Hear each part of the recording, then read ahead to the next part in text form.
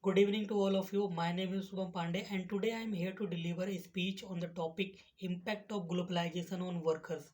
So, before moving forward, I want to draw a clear meaning of globalization. Actually, what is the meaning of globalization? So, it is a process uh, associated with increasing openness, growing economic interdependence, and deepening economic integration in the world economy. By all means, it is the openness of economy of a country. So here the impacts can be positive and impacts can be negative also of globalization on workers, but mostly there are negative impacts on workers of globalization. I will share some points on the basis of that points we can analyze. So my first point is helpless state of workers.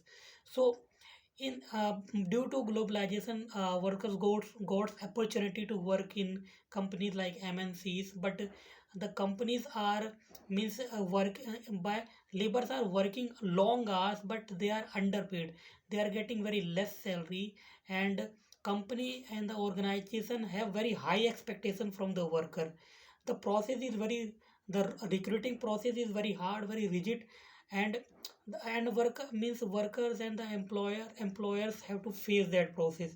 Second point is rise of employment in opportunities in unorganized sector. We know what is organized sector and what is an unorganized sector.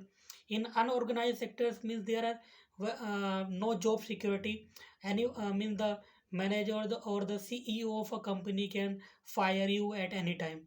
Third point is clash between developed and developing nation. So means in developing nation there are very means less resources and less technology as compared to develop, but the companies and the managers are expecting the same thing, same working and same creativity in the developing nation also. So means they are hiring cheap labors and giving less resources, and employees are underpaid also. So if I have to conclude my speech, so I want to say that means globalization mostly impacted negatively in developing nation on the on workers. That's it from my side. Thank you very much for listening me.